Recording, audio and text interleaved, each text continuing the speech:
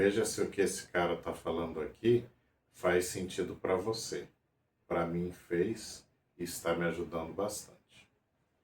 Pare de tentar administrar a emoção. A emoção é só um reflexo da razão. Administre a sua razão. Só que a sua razão está entorpecida pelas suas relações. Porque nós somos seres racionais, com reflexos emocionais, com base nas nossas ligações relacionais. Nós somos uma espécie que se importa com a outra. Nós somos uma espécie que faz questão que a outra se importe com a gente. E essa obrigação de se importar ou essa obrigação de ser importante está fazendo você desenvolver dependência emocional na forma ativa ou na forma passiva, que é quando a vida de um depende da vida do outro. Quando o estado e a ação de uma pessoa faz com que o estado e a ação de outra pessoa mude. Nós somos uma espécie que o nosso amigo conta uma coisa que o deixa triste e a gente fica triste junto. O cara levou um chifre, o cara foi demitido, o cara bateu o carro, por que eu vou ficar triste? É porque a gente se importa. Esse é o problema. A gente se importa muitas vezes mais com o outro do que com a gente, para não levar o rótulo de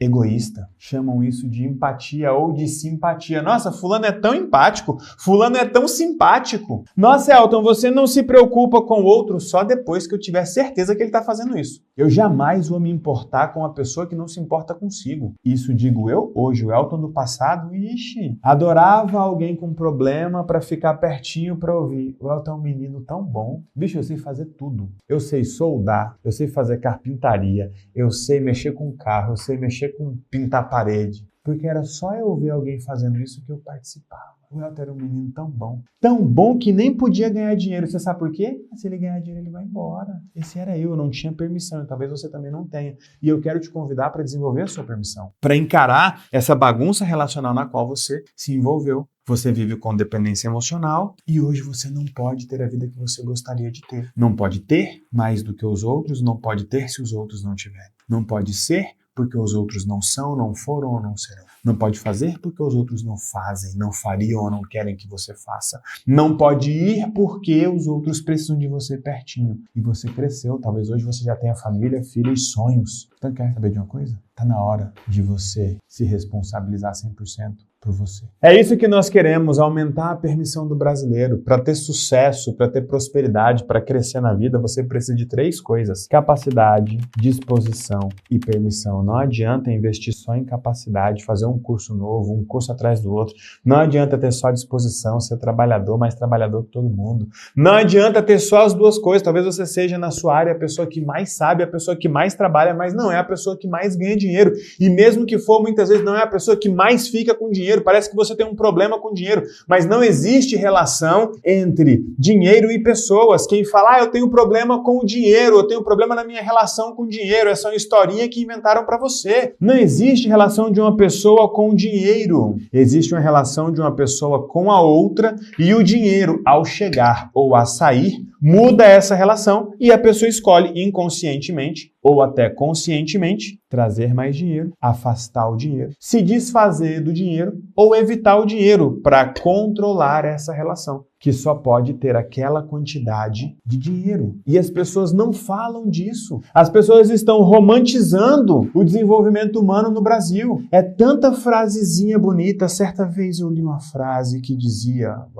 as pessoas estão tentando espiritualizar o desenvolvimento humano como se Deus fosse responsável por quitar as dívidas de alguém, como se Deus fosse responsável por resolver os problemas financeiros de alguém, abrir uma porta de emprego, trazer clientes para um profissional. Quer saber? Me enoja as pessoas que falam em nome de Deus, inclusive com essas frases bonitas. Tá errado, você é responsável pela construção relacional que você tem feito, que tem gerado inconscientemente os problemas que você tem mantido. Eu vou repetir para você, você é responsável pelos problemas que você tem criado. Inconscientemente você tem criado esses problemas por conta das relações que você tem construído. Eu sei que é reconfortante alguém te dizer que Deus vai abrir uma porta, que Deus vai resolver esse problema, que não foi Ele que criou. Eu sei que é reconfortante, até porque se assim o fosse, ou se assim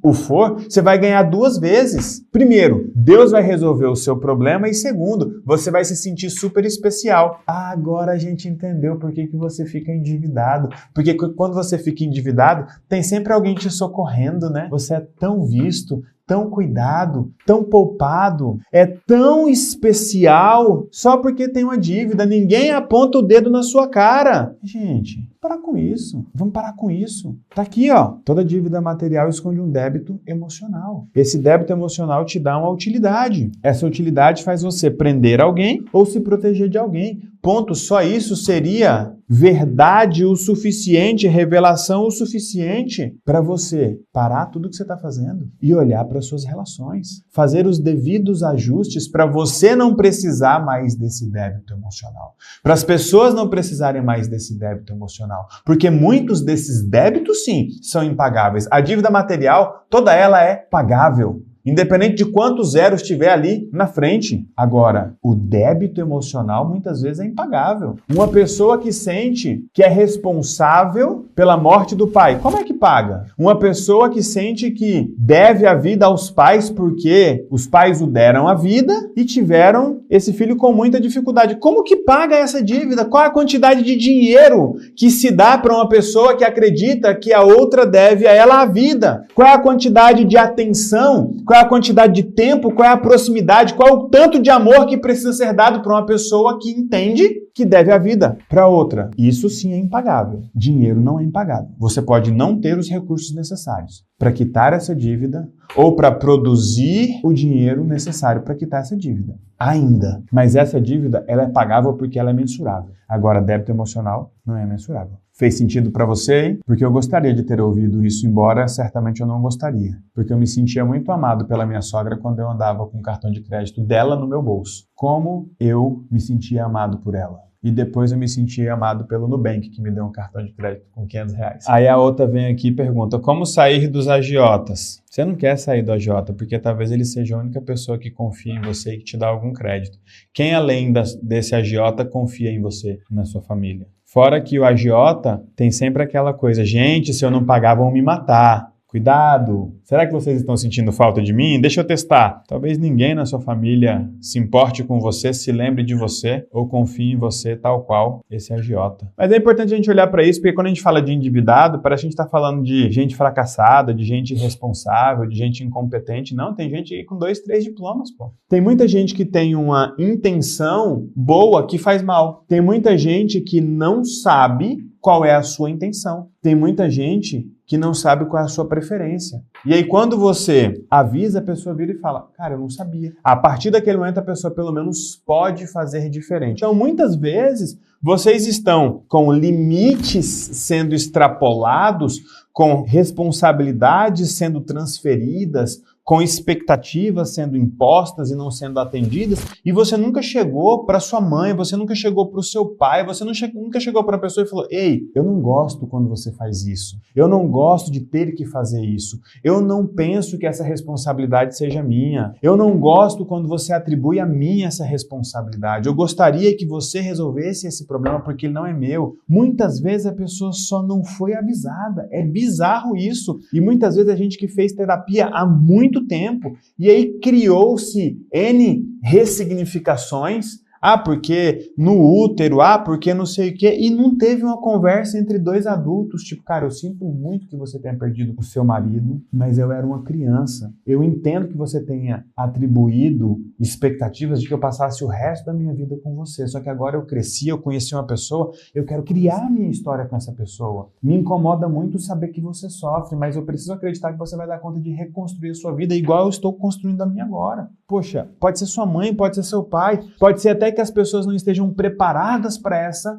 conversa, mas à medida em que você chega resolvido, é meio caminho andado. Então, gente, é libertador o trabalho que a gente faz, libertador para quem está aqui e para quem convive com quem está aqui. Se você quer viver essa experiência, que eu chamo de experiência maravilhosa, libertadora, sem motivação barata, sem espiritualização das coisas, com método, com técnico, com lógica, com clareza, Vai por mim, porque talvez seja tudo que você está precisando. Alguém que sente na sua frente e te responsabilize pelo problema e se responsabilize pela condução da solução. Alguém que vai te dizer, isso é isso e não é isso. Vamos fazer isso e não vamos fazer isso. Isso é responsabilidade dessa pessoa e isso não é responsabilidade dessa pessoa. Você pode esperar isso e você não pode esperar isso. Ah, mas eu não sei fazer, então vamos fazer juntos. Que aí você vai ter um método, você vai ter um ambiente, para que de fato você construa a relação saudável que talvez as pessoas não tiveram experiência, talvez as pessoas não tiveram preparo,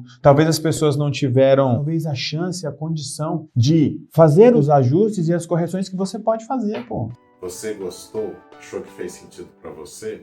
Eu vou deixar o link e vou deixar o QR Code aqui para que você faça a inscrição na aula gratuita, onde esse método será explicado detalhadamente. Aí você decide se vai querer saber mais.